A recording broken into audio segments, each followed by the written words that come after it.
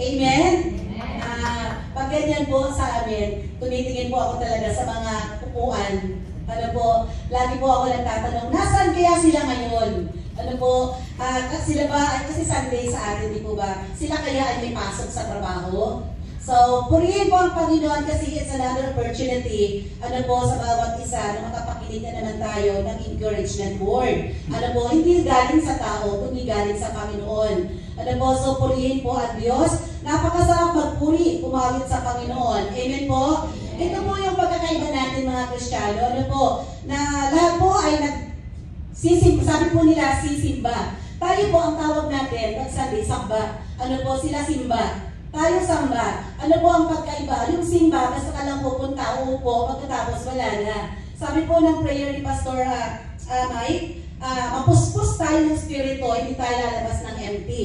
Ano po? Pag sa iba po, yun nga, makapunta ka lang doon sa pintuan ng simbahan, pag nag-sign of the cross ka, simba na po ang tawag doon. At siguro po lahat naman tayo galing dyan. Ano po? So, sa atin po, ito yung pagkaiba nung tayo po ay na-born again. Tayo po, sabi nga, if you are in Christ, you are already a new creation. So, hindi po tayo yung nagsilang ulit like a baby. Yung new creation, yung nabago yung pananaw, yung puso, yung isip, ano po, na mas lalo natin minahal at nakilala at nagkaroon tayo ng relasyon sa Diyos. So, yung pagsamba sa atin, pumupunta ka sa church para sambahin yung Diyos na nagligtas sa atin. Yun po yung pagkakaiba. Kaya hindi po tayo basta lang uupo. Dahil ang Diyos, sasambahin natin. Hindi pa po tapos yung pananambahan sa awit. Ang atin po nga gagawin ngayon, uupo tayo, makikinig tayo sa mensahe ng Panginoon.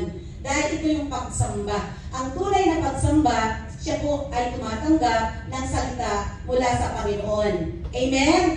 Hindi dapat tayo lalabas ng empty. Sabi nga po, sa napakabuti po ng Diyos, sabi po kanina sa awit, you are holy. Di ba? God is holy. Amen? He is holy. Sabi po ng Biblia, ng salita ng Diyos, I am holy. So therefore, you must be holy. So, hindi niya po sinabing maging perfect tayo. Holy, maging matuwid, maging mabuti. Yun po yung ibig sabihin. Kaya nga po, hindi po pwede paglabas dito, nagkamali ka dyan, mahuhusgan natin. Kasi, ang sabi ng Panginoon, maging mabuti ka. Ano po? So, ngayon po umaga, God is expecting us to be holy. Ano po ba yung pagiging holy natin? Papakita, makikinig sa salita ng Diyos. Ikagalang, irerespeto ang salita ng Diyos. Sapagkat, ang sabi sa John 1:1, ang salita ng Diyos ay Diyos na mismo. Amen? He is God. Inaaral po natin yan. Ano po? And I'm blessed kasi narinig ko yung mga turo nyo. Sa verse 1 pa lang, sabi ko doon, nagsimula sa salita. Pero ang salita ay kasama niya. At pagkatapos yung salita ay siya na. Ano po? So si Jesus. So ibig kong sabihin ang salita ng Diyos ay Diyos na mismo. Kaya nga po sa awit, nakakatuwa po ang Panginoon. Ano po? Para may kulang po ako. Okay lang po bumaba saglit. May kulang po yung aking patungan. Saglit lang po.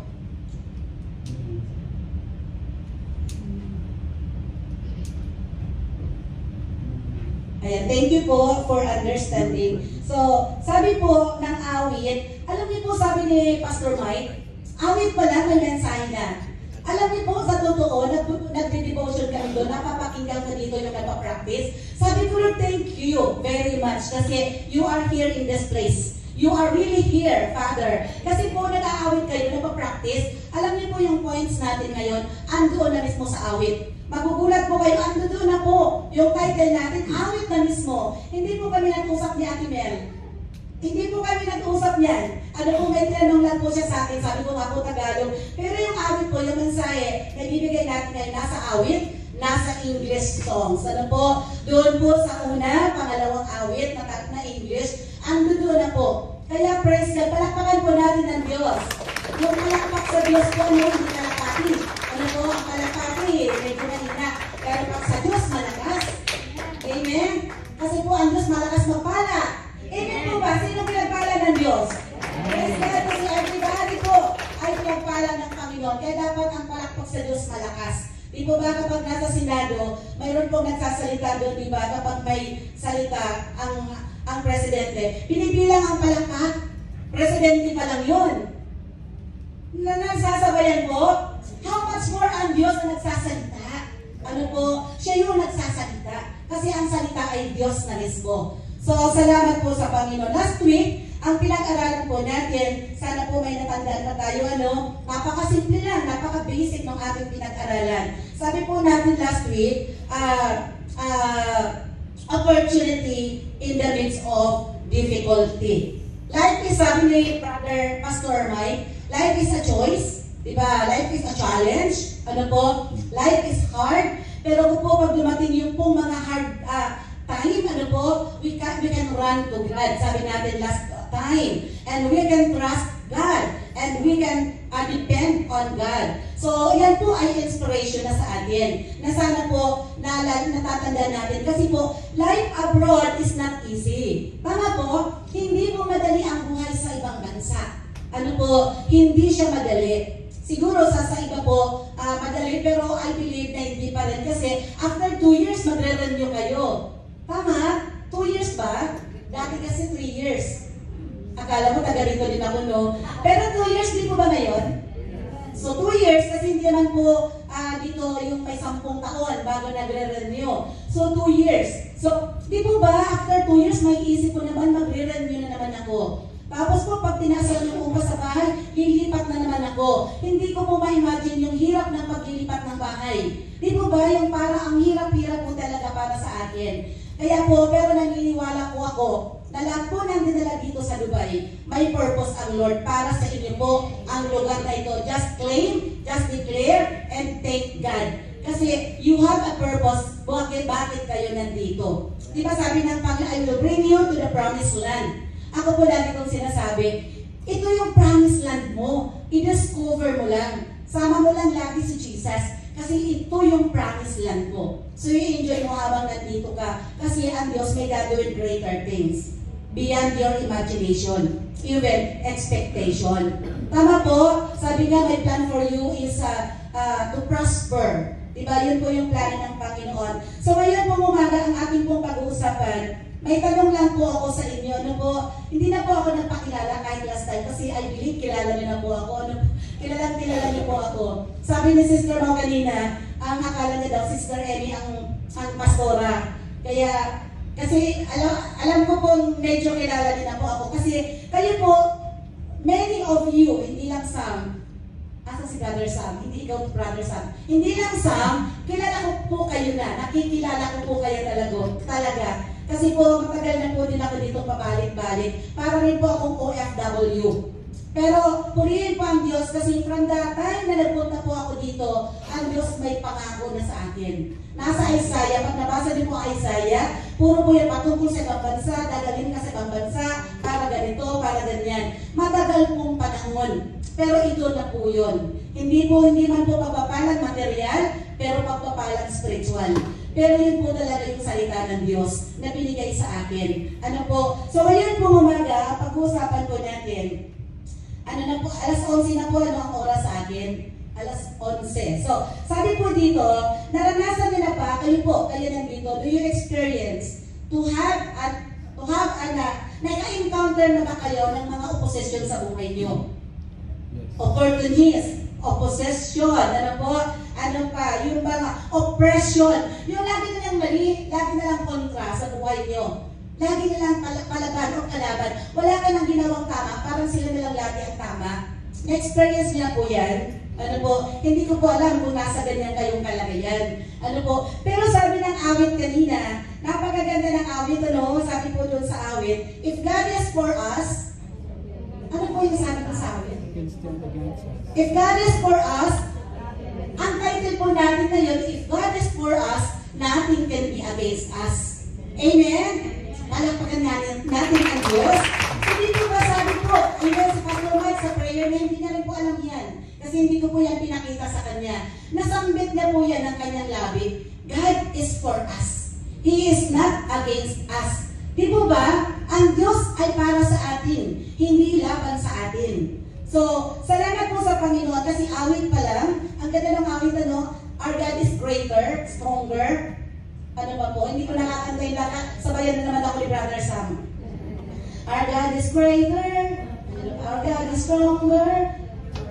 God, you are higher than any other. Yun na po. So, if God is for us, nothing can be against us. Kung ang Diyos ay para sa atin, walang maaaring laban sa atin.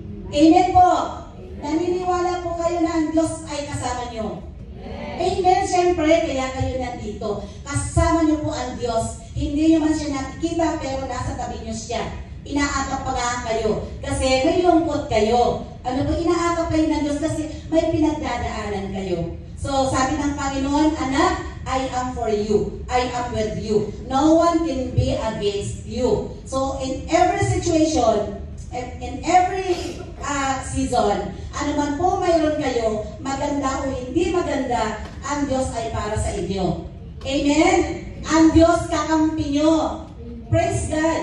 Ang Diyos ay nandirito.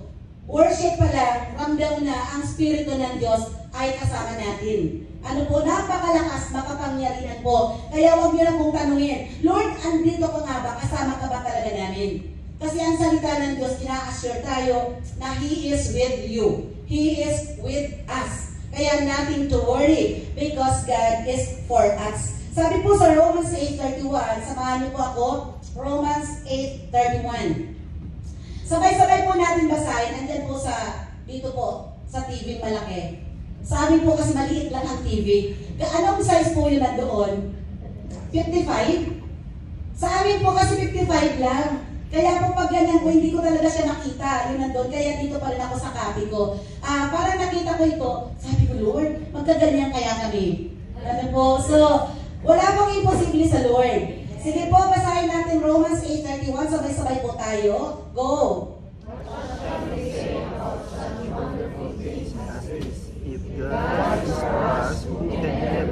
Amen! Tayo po'y manalangin. Panginoon Diyos na makapangyarihan, Holy Father, that you are powerful. You are sovereign in this place, oh God, into the lives of everyone. That's why, Father, as we are going to listen to your words, open our minds and our hearts and allow each people of yours, Lord God, to experience your mighty power, to experience your mighty promise, to experience your mighty spirit, Lord God, in this place, that they will be encouraged, that they will be inspired, that they will be trusting you, Father. Salamat po sa umagang ito, O Diyos, katagpuin mo kami, kaugnayin mo kami, itago niyo po ako dyan lamang, O Diyos, sa iyong kapangyarihan at ilayo sa pagkakamali. Hayaan niyo po na ang presensya mo ang maranasan namin, lalo na po ako, at marinig namin ang boses mo. Salamat po sa umagang ito. Ito po ang aming dalangin sa pangalan ni Jesus. Amen. So, sabi po, itong scripture na binasa natin is not a promise that we will never face opposition. Pag sinabi pong if God is for us, who can be against us? Ibig sabihin, mayroon po talagang mga kalaban. Ano po? Kahit naman po nasaan tayo, ang opposition hindi po nawawala. Tama sa mag-asawa na nga lang eh. Diba?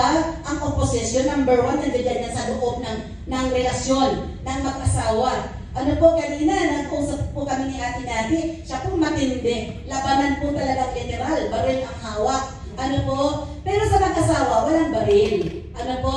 Kahit sila pa ay opposing one another every minute of the day, at the end of the day, they love each other. Amen?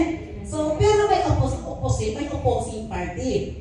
So, sabi po itong mga talatang ito ay hindi po sinasabi na wala po tayong paghaharapin na opposition or labanan. Ano po? Lagi po ang Kristiyano may labanan. Labanan sa paggawa ng mabuti at sa paggawa ng masama. Sabi nga po ni Pablo, mas madaling gumawa ng masama kaysa gumawa ng mabuti. I want to do what is right, but I cannot. Sabi po ni Pablo yan, di ba? Hindi ko magawa, Panginoon. Gusto kong magpakabait, pero hindi ko magawa.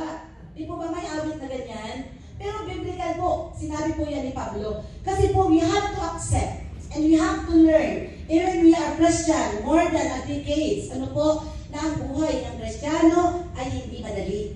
Tama po. Pero may awit po dyan. Ang buhay ng Kristiyano ay masayang tunay, masayang tunay, masayang tunay. O, ayan wala, tama na po. So, di po ba, sabi masayang tunay. Tingnan niyo po ano, yan ang awit. Pero sa totoo, hindi po laging masayang tunay. Amen? Dapat po hindi madali. Pero sabi ng Diyos, no one will be against you. Ano po, kasama niyo ako. But our God will always be with us and will ultimately never leave us. And He is always in our side to give us the victory. So pag sinabi ng Diyos, I will give you victory, ibig sabihin may pagdadaanan ka. Pwede ba naman may victory ka, wala kang pinagdaanan? Tama po? Kaya may victorious tayong testimony. May victory kasi may pinagdaanan ka. Ano po? But then, always remember that we are not a victim. Ano po? We are always a victors. Winning side po palagi kapag kasama natin ang Panginoon. So, sabi po ng ating pamagat, ano nga po yung title natin? God is for us, nothing can be against us. Ayun, yan pa lang po, pag tinandaan niyo po yun, if God is for me, nothing can be against me. Ano po, pag tinawakan niyo po yan, kasi po pwedeng paglabas niyo lang yan, may opposition, may oppressors, may oportunista. Hindi po yan nawawala, kaya nga po tinuturo natin. Pero po kapag aware tayo na ang Diyos ang kasama natin, hindi niyo po yan papagulan. Ano po? Kasi lahat ng mga oportunista, kaya tinuturo yung opposition, nasa loob din po yun ng sambahan. Tama po?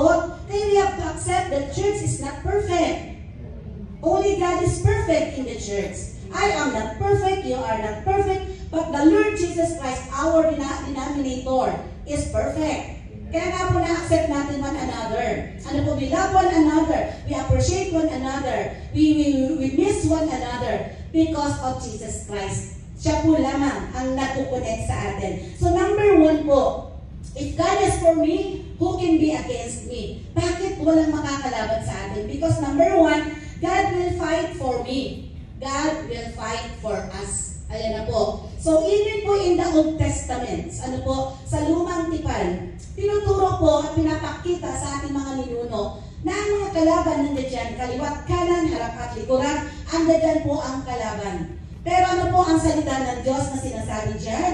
Ang sabi po kay Moses ng Panginoon, sabi po, noon po ito ay tatawid sila saan po sila tatawid? Sa irrigation? Sa river? Sa Red Sea po, sea. Ano po? Dagat ang tatawidin. So ibig sabihin, anumang Red Sea, mayroon kayo. Pag sinabi pong Red Sea, challenging yun, big challenge in life. Ano po, hindi po yung literal na dagat. Mayroon po ba kayong Red Sea ngayon? Hindi Red Tide. Ano po? Red Sea. Ano na hinaharap? Ibig sabihin, matinding pagsubok na hinaharap. Ano po? Na pagtingin mo sa kaliwa, may narinig ako. Pagtingin ko dito sa kanan, may narinig ako. Pagtingin ko sa likod, may sinasabi sila. Pagharap ko, mayroon pa din. Pero ang sabi ng Diyos, sabi po, ano ba yung sabi ng Panginoon? If God is for us, no one can be against us. Kahit nakapaligid ang ano ang sabi ng Diyos kay Moses?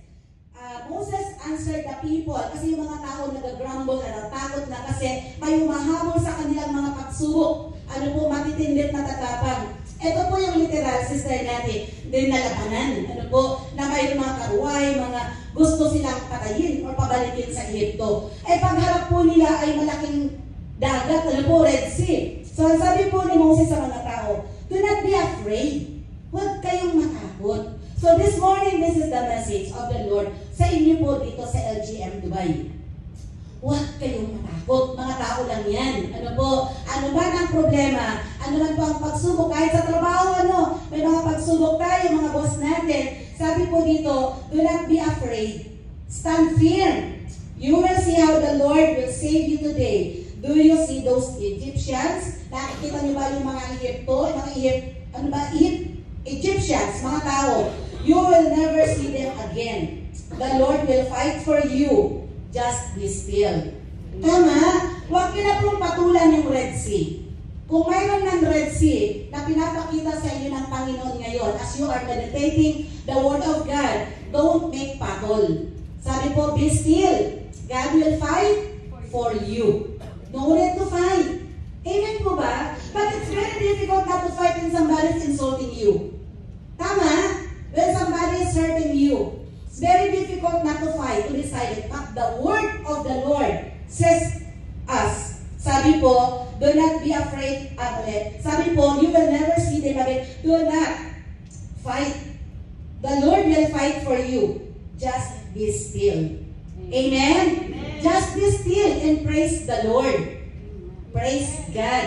Kasi po tayo pong nandito, nakikisama na po ako kasi I will bring this church in the Christians in Action Novaliches to pray. Ano po? Include you all in prayers. Katulad ko rin po, lagi rin po kami doon may mga don't watch, mga prayer times. Ano po? So we will always include LGM because LGM is also a family of ours. Ano po? You are now my family in Dubai. Amen? Palakpakan natin si Lord. Natutuwa ang Lord.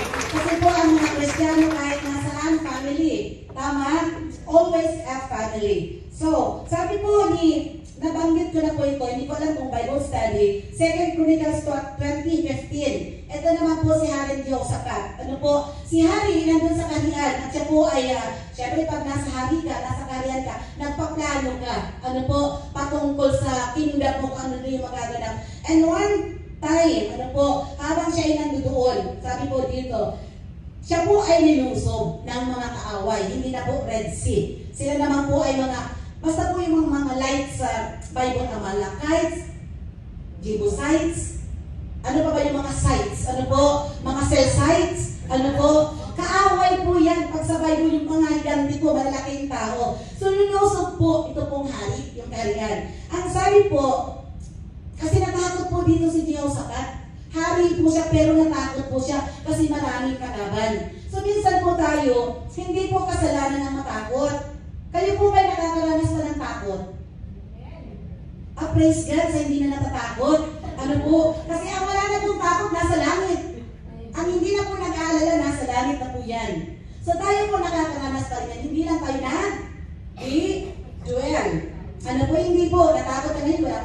Maya-maya wala na. Huwag po overnight yung takot. 1 week na, 1 month na, 1 year. Takot ka pa din. Tapos po nagkakasakit ka na ng depression. Kasi nagkaka-anxiety ka. Nung tinanong ka ni Pastor Mike, kapatid, ano ba kinakatakutan mo kasi? Takot na takot ka. Tapos sagot mo kay Pastor Mike, kasi Pastor, nakakita ko ng maliit na ipis sa bahay, natakot ako. Sino mo ang takot sa ipis? Wala. Asa Jaira pala, mamaya huhuli ako ng ipis. So, ibibigay mo kay Jaira. So, ayun po pala malaking kinakatakutan. So, sabi po, sa Chronicles 20:15, King Jehoshaphat in all Judah and Jerusalem. Sabi, this is what the Lord says to you. Diyos po yung nagsasalita. Sabi ng Diyos kay Jehoshaphat, through the angels, do not be afraid or discouraged because of this vast army. Di ba vast army? Para lang po yan doon sa kay Ate Nati. Vast army, tama po, yung armalite ng mga hawak. Yung dinapaan nyo yung bomba. Ano po, ang panalangin na lang ni Ate, Lord, iuwi mo ako ng buo. Huwag abo. Tama po? Vast army. Kasi matatakot ka rin pero ang importante po, yung takot po, na-overwhelm yung pagtawag sa Lord. Lord, you are going to fight me. Ano po? So sabi po dito, do not be afraid or discouraged because of this vast army. For the battle is not yours, but God's. So tingnan niyo po, what's the battle in you today? What's the Red Sea? What's the vast army in your life you are facing right now? Ano, kayo lang po ang nakakalam yan. Meaning, yung nag-i-struggle sa inyo, yung nag-i-stress sa inyo, that's your Red Sea. Yung sobra kang hindi pinapatulog, that's your Red Sea. Ano po? That's your vast army. So what are those? So sabi po ng Bible, do not be afraid, the battle is not yours. Amen? It is God. The battle is the Lord. So, kaya nga po tama na, number 1 natin, God will fight for us. Amen? Do you believe? Amen. Kasi po mangyayari lang po ito if you believe. Ano po, if you don't believe, hindi po mangyayari ito. Hindi po tayo makasama doon sa parada ng tagumpay. Sabi ni Pablo sa Corinthians, chapter 2:14. Ano po, lahat tayo ay nakalinyada sa parada ng tagumpay. Ibig sabihin, may parada ng talunan. So, hindi tayo doon nilagay ng Diyos. Nilagay tayo sa parada ng tagumpay. Amen? Ibig sabihin, kahit may pagsubok, tayo po ay napasaparalan ng tagumpay. 2 Corinthians chapter 20:17, you will have not to fight this battle. So tingnan niyo po kaya po siguro battle ang pinag-uusapan natin. Kasi po gusto ng Diyos ibigay sa atin ngayong umaga na do not fight your battle. Kasi your battle is mine. It's my battle. So pag ang Diyos ang nakipagbata, for sure po, tagumpay. Hindi tayo mahihirapan. You will not have to fight this battle. Take up your possessions. Ano po yung possession natin? You have to know your possession every time you are in the battle. Amen? Even po if you are in the victory side, you are successful, you are not successful, always remember your possessions. Because if you are, the Lord will make you rich and successful and wealthy. Take up your possessions. Dapat alam natin na ang Diyos ang nagpayaman, ang Diyos ang nagpaunlad. Take up your possessions. Anak ka ng Diyos. Amen? Para maging good steward tayo. So take up your possessions, stand firm, and see the deliverance the Lord will give you. Judah and Jerusalem. Do not be afraid, not be discouraged. Go out to face them tomorrow, and the Lord will be with you. So ang Panginoon, kahit saan tayo naroon, ang Diyos kasama natin to fight for us. Amen. Psalm 118:16, the Lord is with me. I will not be afraid. What can mere mortals do to me? Ano kayang gawin ng tao? Ano ba ang ginagawa sa atin ng mga tao? Sabi po dito, walang magagawa ang mga tao sa atin.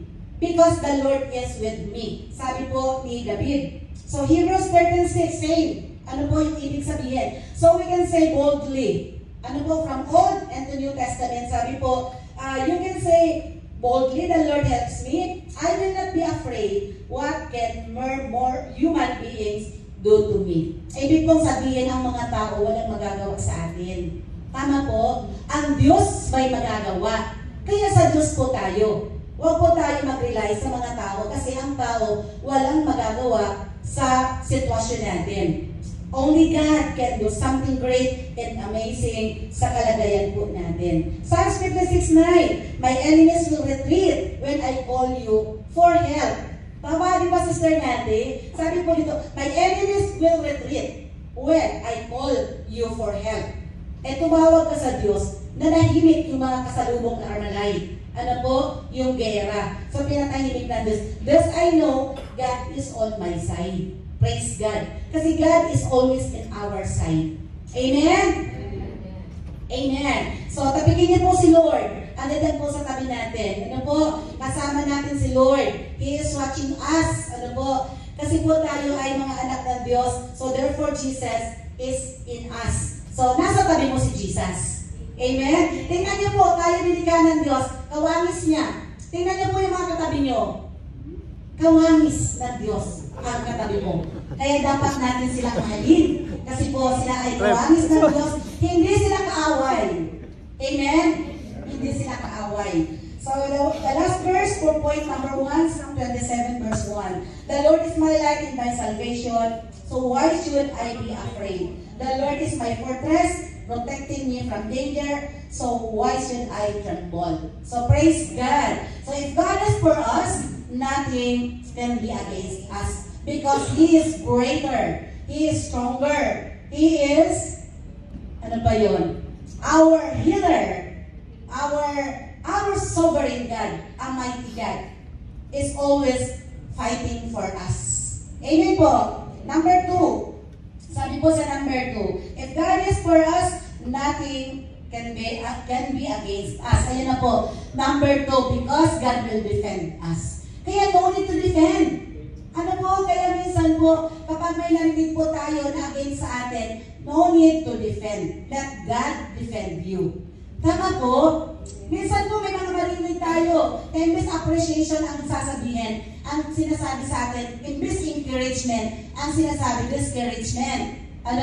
Pero ang sabi po ng Bible, God will defend us. No need to speak against. Doon sa mga nagsasalita against us. Kasi po ang Diyos, hindi po siya natutulog, siya po ay buhay. Sa Tagalog, ipagtatanggol tayo ng Diyos. Number 1, ipaglalaban tayo ng Diyos. Number 2, ipagtatanggol tayo ng Diyos. Naranasan niyo na po bang pinagtanggol kayo ng Diyos? Amen. Amen! Ako po sobrang naranasan ko po yan. Minsan pumasok ako sa isang kumpanya. Ano po, transportation. Yung mga taga-Dagupan, taga-Tarlac, kilala po siguro yung Santrans. Ano po, sa accounting po ako din, accounting department. Minsan po yung boss namin, sobra po talagang sungit. Grabe po ang sungit. Kung ano yung lalaki, kung ano po yung, pag may sumbong na agad ang isang empleyado, yun na yung paniniwalaan niya. Wala ka na po dyan lusot. So minsan po, may hindi magandang sumbong. Kasi po, di ba ang Santras, mga drivers, conductors dyan ang empleyado. So may mga drivers dyan na magbibigay, kasi andun po ako sa accounting, sa cashier po, minsan magsasabi yan na, ma'am, pang merienda. Iniiwan po talaga yan. Ayaw po yan ng boss. Kailangan hindi mo siya tatanggapin. Kung iniiwan na po, hahabulin ko pa ba yun sa bus para lang maibalik. So, may mga ganyan pong kwento. Ayaw po yun ng big boss ko. So, may nagkwento dun sa kanya. Grabe po ang takot ko talaga. Kasi po, kailangan ko ng trabaho. Pag kailangan ng trabaho, gumawa ka talaga ng mabuti. Kahit kailan po ako never kong isip, sa Pilipinas, uso po yung onion ba tawag? Onion ba tawag? Yung pong samahan, onion skin. Tama po yung onion, basta yung samahan, against the company. Bicol din po yung yung leader nag-create sila ng onion. Sabi niya, ma'am, kasi nasa office ka, mas maganda kung ikaw ang representative. Bicol po yun. Sabi ko, alam niyo po, pumasok po ako dito sa kumpanya nito, below minimum, tinanggap ko. Kasi nung panahon na yun, kailangan ko ang pambili ng asin, bitchin, kamatis, bawang. So, tinanggap ko po yun, makatulong yun sa asawa ko. Hindi, bakit ako ngayon lalabanin kong kumpanya kung hindi tayo tinatasan? So, dito ako mananatili, magiging faithful po ako sa company. Hindi ako sasama sa inyo. Kung gusto nyo, kayo na lang, hindi ko kayo pipigilan. Pero ako isasama nyo, hindi. Kasi, noong kawalan ko, natugunan nila kahit maliit. Di mo ba, may sense? Noong wala ka, natugunan ka niya kahit maliit. Noong unlad yung kumpanya, kung hindi ka niya dadagdagan ng sweldo, hindi mo problema yun. Kasi tinanggap mo yung sahod mo. Ang nangyari po, alam niyo po yung kumpanya na yun, ginamit din sa amin ng asawa ko na great blessing sa amin. Sobra po kasi yung asawa ng boss ko na babae, sobra po akong, yung parang anak ka niya talaga, parang adopted. So talaga pong sobra kaming finabor, indrines ng kumpanya na yun, through doon sa asawang babae. Kilala yan ni Joy at saka ni Mama Meg. So yun po yung naging channel, hindi lang channel, ang tawag ko doon, tunnel o blessing. Talaga pong sobra pong favored po ako doon. Di po ba ang Diyos kapag gumawa ka lang ng mabuti, i-bless ka, ma-appreciate mo maliit, i-bless ka, hindi ka lalaban, ang Diyos ang maglalaban para sa iyo. Ipaglalaban ka ng Diyos. Kahit saan ka naroon, Pilipinas, Dubai, ipaglalaban tayo ng Diyos. Huwag mo lang labanan, yung mga nasa authority. Kasi po, natutuwa ang Diyos kapag ikaw ay nanahimik ka lang. So, sabi po, pag sinabi pong defend, protect us, secure us, save us, sustain us, or support us. So, yun po yung ibig sabihin ng defend. So, hindi ko pa lang meron dyan. What does it mean when God defends or protect us? God's protection is not merely physical, it encompasses the safeguarding of our souls. Yung ating mga kaluluwa, na minsan yung kaluluwa po natin ay naghahanap na ng away. Kasi marami naman talagang kaaway. Yung safeguarding of your soul. Ang Diyos po ang magsa-safeguard. Hindi ka niya hayaan mapahamak. Siya yung magpo-control sa'yo. I-safeguard ka niya. Sasabihin ng Lord, anak, no, don't fight. Sabi po niya, I will defend you. So, in balance in all circumstances, ensuring that nothing can harm us and no one can be against us. So, in all aspects po of life, tayo po ay ipaglalaban ng Diyos, tayo po ay ipagtatanggol ng Diyos. Kayo po ba, mayroon kayo ngayon pinagdadaanan na nais niyong ipagtanggol kayo ng Diyos? Kasi nasa tama kayo. Wala naman. Bukas mayroon na yan. Kaya hawakan niyo po lagi na the Lord will defend me in this fight. Amen? So leave it to the Lord. Nothing is harder, sabi po nothing is harder than injustice. But by allowing God to defend us, makes sense and our faith is functioning. Totoo po yun, nothing is harder than injustice. Kapag alam nyo injustice, may walang hustisya, mahirap po. Napakahirap sa atin kahit Kristiyano tayo. Pero sabi po ni Oswald Chambers, sa pong quote, a personal insult becomes an opportunity for a saint to reveal the incredible sweetness of the Lord Jesus Christ.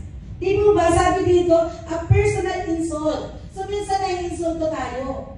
Di ba? Minsan, insulting masyado yung ginagawa ng mga natin sa mundong ito. It's so much insulting, ang nagaganap sa mundong ito. Pero sabi po, becomes an opportunity for a saint. Tayo po yung saint to reveal the incredible sweetness of the Lord Jesus Christ. Sabi po sa Romans 8:31, yung ating pong text verse, what should we say then? Since God is on our side, who can be against us?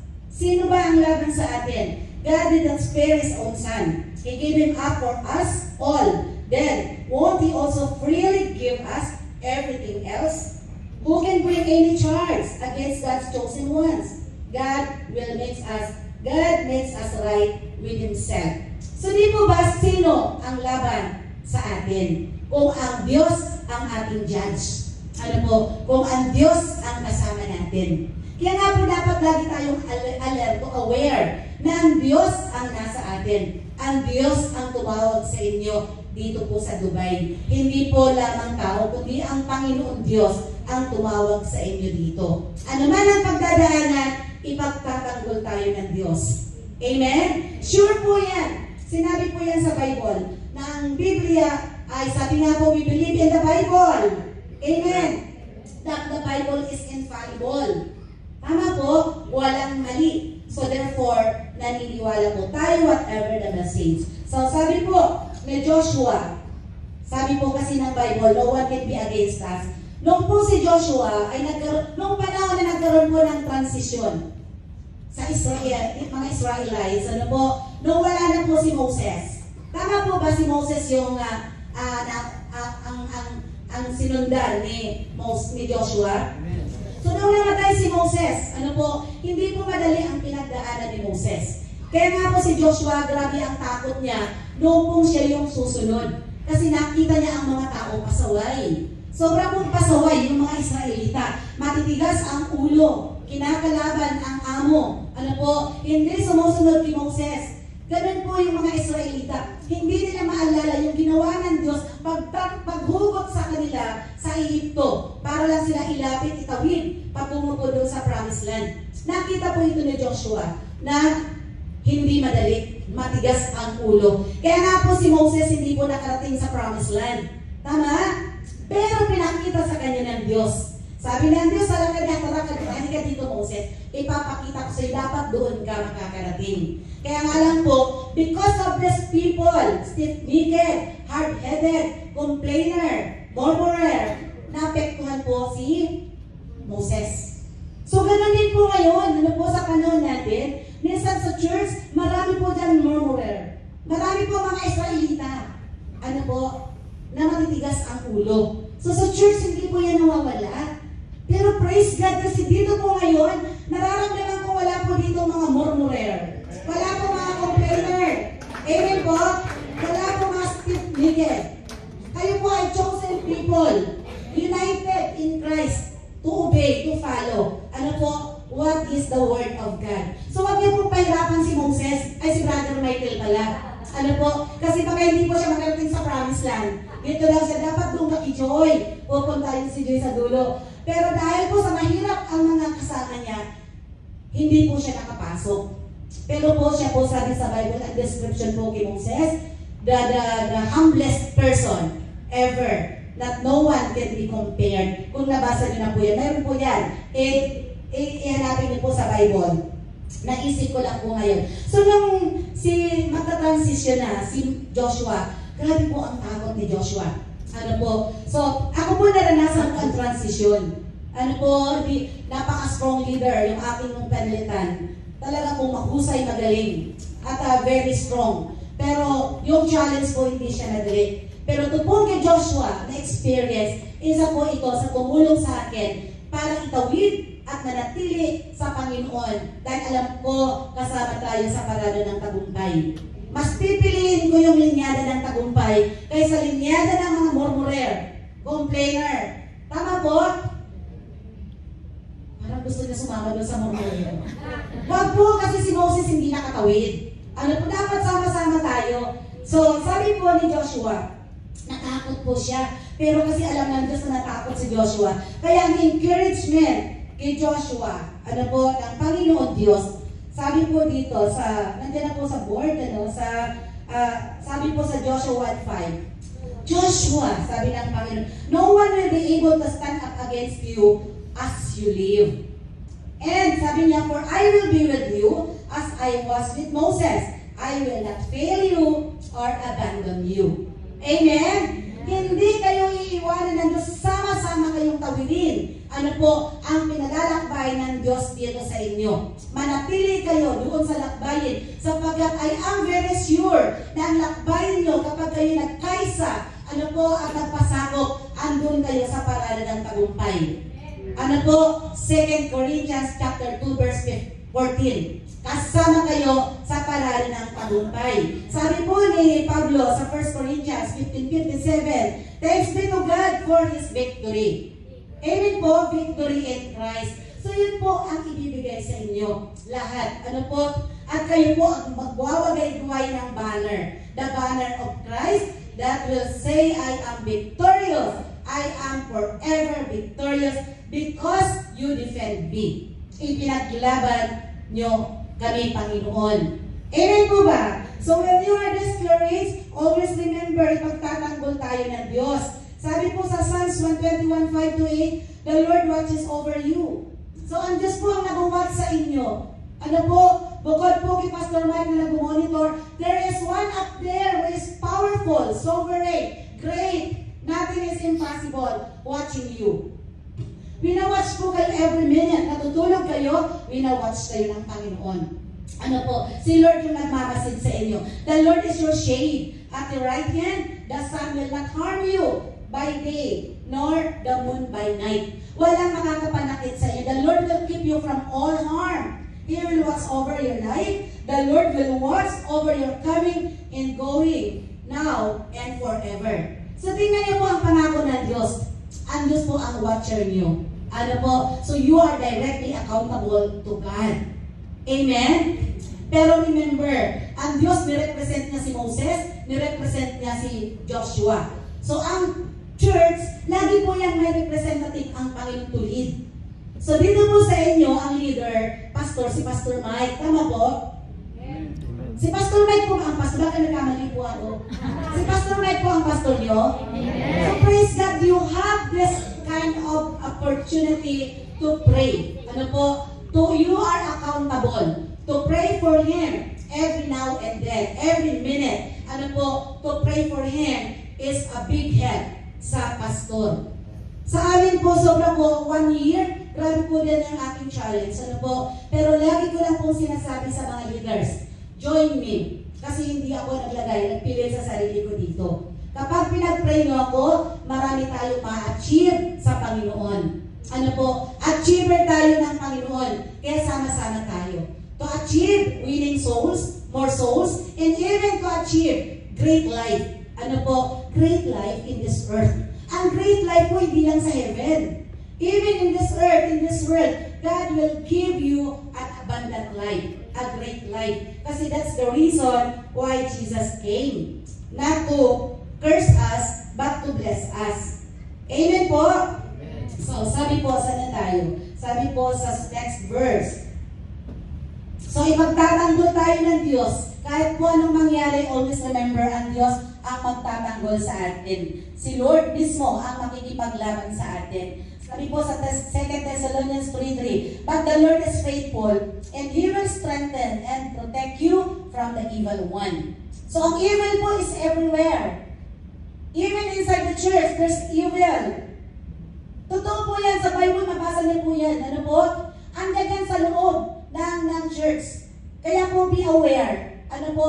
Be alert, be watchful. Ano po, kasi po yung evil, hindi naman po yan yung ibig sabihin, yung may mga sapi-sapi, yung mga nasasapian, yun lang po, di ba, yung galit? Yung it's not the fruit of the spirit yung galit, yung sama ng loob. Kaya nga po, di ba, always ang theme natin, love one another.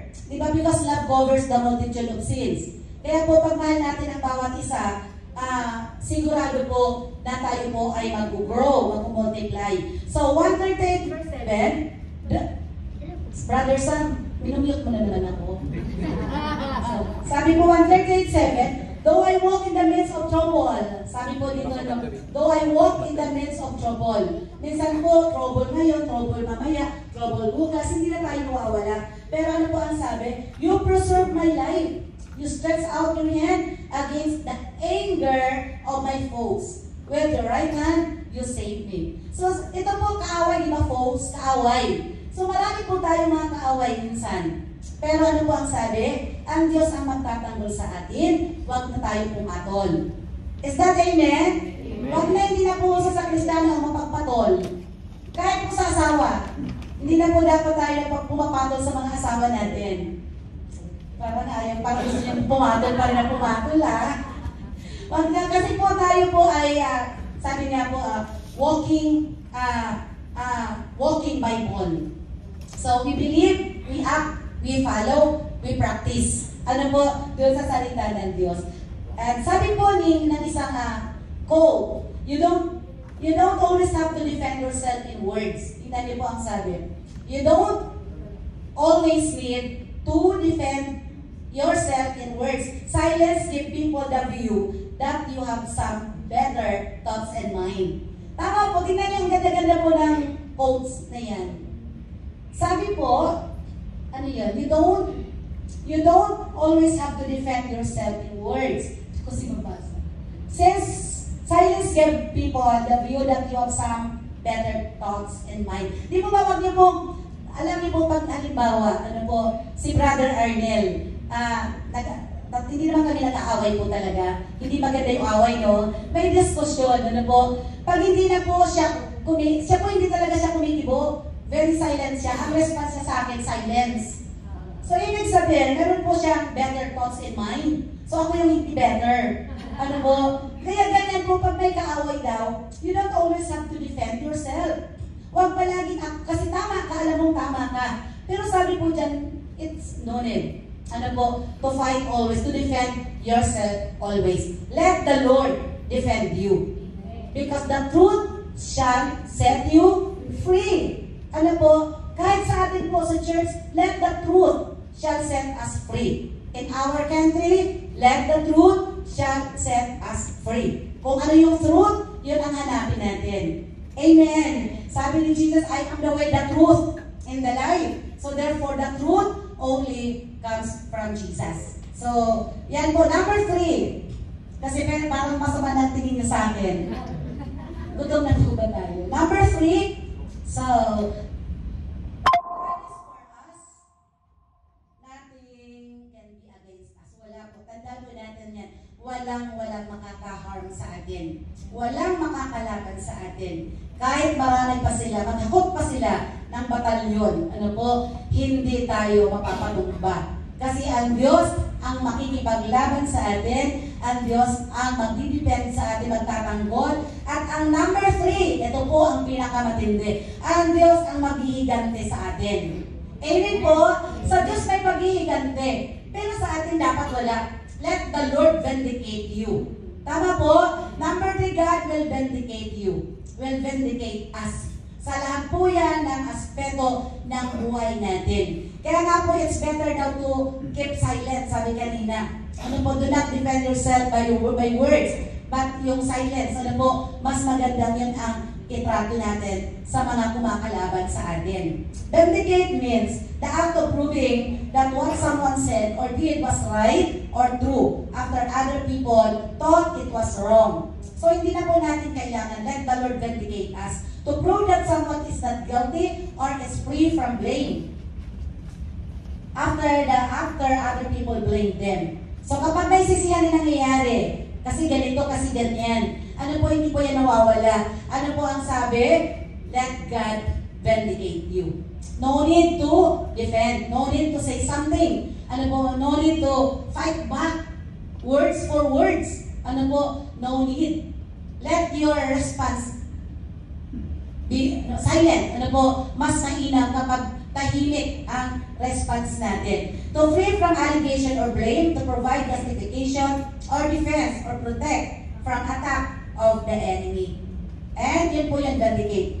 So, absolve or acquit. So, when there are circumstances unfavorable to you, it seems that you need justice. Remember, God is in your side. Amen? Never take an action, let God do the punishment to them. Kasi ang Diyos hindi natutulog. Tama? Ang Diyos ang magbe-vindicate sa atin. So whatever situation you are facing, whatever the Red Sea, whatever the vast army, whatever the enemy is trying to do, planning to do, strategy of the enemy, do not fight. Ano po? Do not defend. Because God will vindicate you. Amen? Palakpakan mo natin ang Lord. Because God will surely vindicate you. Ano po? I-vindicate tayo ng Panginoon. Romans 12:19. Dear friends, never take offense. Leave that to the righteous anger of God. For the scriptures say, I will take revenge, I will pay them back, says the Lord. What you sow is what you reap. Ano po? Hindi po pwede sila makatakas sa Panginoon. Yung mga umaaway sa atin, yung mga nananakit sa atin, yung mga naninira sa atin, yung nagbibigay sa atin ng mga struggles, hindi sila makakatakas sa Panginoon as long as we are in the right possession, connection sa Panginoon. Tayo po ang panalo kasi ang Diyos mismo ang magbe-vindicate sa atin. Amen po? Sabi po sa 35:40 ng Psalms, for the Lord vindicates His people and has compassion on His servants. Our God is very compassionate. Ano po? Ang Diyos mahabagin. At ang Diyos panig doon sa mga inaapi, inaaway. Kaya hindi po natin kailangan mag-rally. Tara, salubungin natin yung mag-aaway natin dyan. Pwede po, salubungin nyo mag-rally kayo sa panalangin. Ano po? Prayer and fasting. Minsan po, hindi na kukuha sa prayer, mag-fast tayo. Kasi po si Lord ang gagalaw at ikilos. Deuteronomy 32:36, for the Lord will vindicate His people and have compassion on His servants. When He sees that their power is gone and there is none remaining, bond or free. So, ang Diyos po ang vindicator natin. Kaya no need to fight. No need to defend. Just sit down, be still, and know the Lord. Di ba may sabi po doon sa Isaiah or Psalms na, be still and know the Lord. Di ba ba? Our Lord is greater, sabi kanina. Stronger. Tama po? Healer. Hindi lang po yan physical healing. Even relationship. Ano po? God heals. Ano po? Ang Diyos ang nagpapagaling. 37:6 ng Psalm. He will vindicate you in broad daylight and publicly defend your just cause. Grabe po ano publicly. Ipapaalam po talaga yan. Ano po na kayo po ay vindicate ng Panginoon. Church, always remember the word of the Lord. The word of the Lord is alive. He is with us. So whatever the work of the enemy in our lives, in your family, in your faith, in your work, and in this church, God is with you. He is watching you, He is in control, and He is at work. His delays or silence means He is preparing greater things for you. Minsan tingin natin silent ka Lord, pero ang Lord never na nagsa-silent. He is doing something great. Ano po? Kasi He prepared so much amazing. Sabi nga po doon sa 1 Corinthians chapter 2 verse 9, never been seen by your eyes, never been heard by your ears, conceived by your mind, the plan that I have for those who love me. So do you love the Lord? Amen. So greater plans of the Lord is going to happen. Ano po? Greater things are yet to come. Mangyayari po at mangyayari ang plano ng Panginoon. Kung kayo po ngayon ay medyo hindi pa ito napupuno, alam niyo po, darating ang panahon na mapupuno ito at lilipat kayo sa ibang church kasi marami na sa ibang building kasi marami na kayo. Amen po. Because God will gonna use each and every one of you to win more souls. Ano po? Because God is with you. If God is with you, no one can fight against you. No one can harm you. To evangelize, ano po, to share Jesus outside.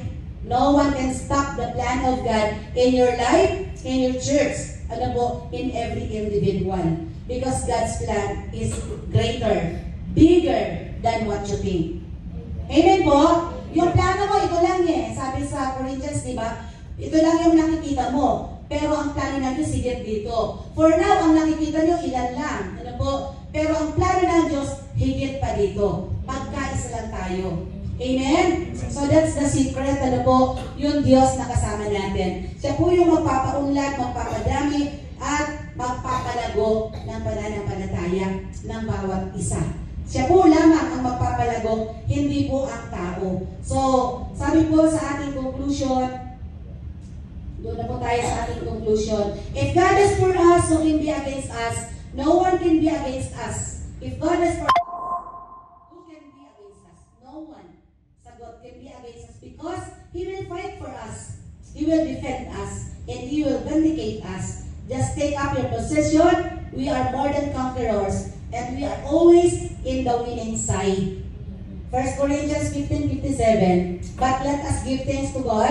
He gives us the victory because of what our Lord Jesus Christ has done. So to God be all the glory. Praise God po for this afternoon. Bigyan po natin ng napakaganda, malakas na palakpak ang ating Panginoong Diyos. So before I end, I am inviting po everybody to stand up. And I would like to, the Lord tells me to pray for your pastor. And I am po encouraging everyone, ano po, to be a channel of blessing to your pastor. Love your pastor. Support your pastor. Embrace your pastor. Encourage your pastor. Ano po, don't find, you cannot find perfect pastor. Ano po, your pastor is not perfect. Even po sa aming church, lagi ko po yung sinasabi na I am not perfect. I am not perfect, only Jesus is perfect. So I am inviting Pastor Mike to come forward. We'll pray and Sister Joy.